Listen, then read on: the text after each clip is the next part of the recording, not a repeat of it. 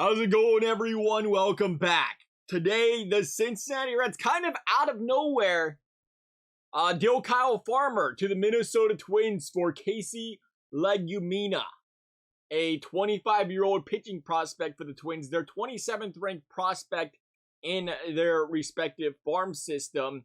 In what was, again, a trade that was kind of out of nowhere, but there's a lot of talk, well, maybe the Reds just weren't planning on tendering Kyle Farmer, and they thought, let's get something rather than walk out the door with absolutely nothing. And I get that's basically the basis of the trade. If you look at it from that perspective, I get why they did it. But I try to look at it from a team perspective and say, more questionable decisions from the Reds front office. I think as most Reds fans, these last couple years, there's been so many head-scratching decisions. There's just so much we don't quite understand what's going on here. And hey, maybe 4 or 5 years down the road, this Cincinnati Reds team's top of the league, and we look back and say, okay, those moves all look crazy, but it worked out. But right now, something like Kyle Farmer, it's just not making a lot of sense. You had a utility player. This is the guy that led your team in runs batted in last season. He had the third highest average 2 years in a row, 250, 266. And yeah, that's not jaw-dropping numbers, but it's been consistency. He goes on a couple hot spells for you. He's been a team player. He'll play wherever you put him. He's been a guy, again, you kind of look, you got to build, you're not going to build around a Kyle Farmer. He's what you would call the definition really of average. But you need those guys on your team too. You got to build a team that's somewhat competitive. When you trade away every single decent player you have, it's like, yeah, it opens up the door for your younger guys to play.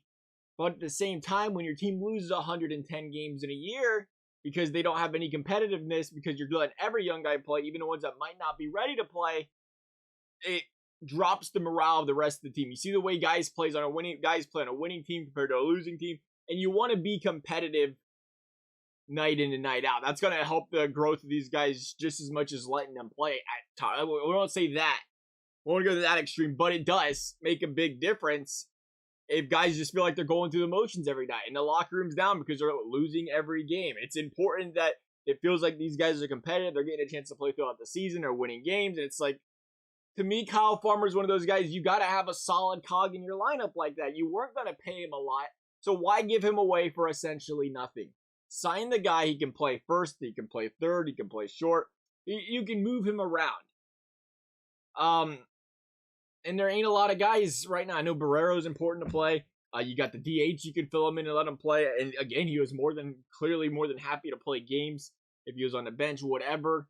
Reds ain't signed. Got a lot of guys under contract. They have Ken Griffey Jr. is like their third highest contract next year at the moment, I think, pre-arbitration. But it's stuff like that that makes you think what direction Reds are going. It's questionable to me. I'm not a big fan of it. I love Kyle Farmer. I was a big fan of his play. Again, he wasn't lighting up the scoreboard. He wasn't a power hitter, but you got to have those solid contact guys that can get on base or make contact and just fill out the lineup and make it feel like you can be competitive from top to bottom throughout the order. Feel like you got guys that can build some continuity on this team where you're not constantly shuffling around the locker room every season. You got some guys, some familiar faces. You got to have some guys that give you some leadership in this locker room. Yeah, he's older, and he's not a guy you're going to build around, but it's still good to have that veteran presence. It's still good to have those guys that can bring something to the table and help a team be competitive. And for that makes it tough for me to wonder, once again, what the Reds are doing. They're going to deal Kyle Farmer for a prospect. I imagine we see some signings this offseason again. Maybe they bring in some guys like Donovan Solano again. I thought Solano was an amazing pickup for these guys. There's an opportunity to do that stuff again. It's interesting to say the least what they do. Maybe this, prospect turns out to be something for the Reds. Comes out and plays, put some breathable innings in. We'll see.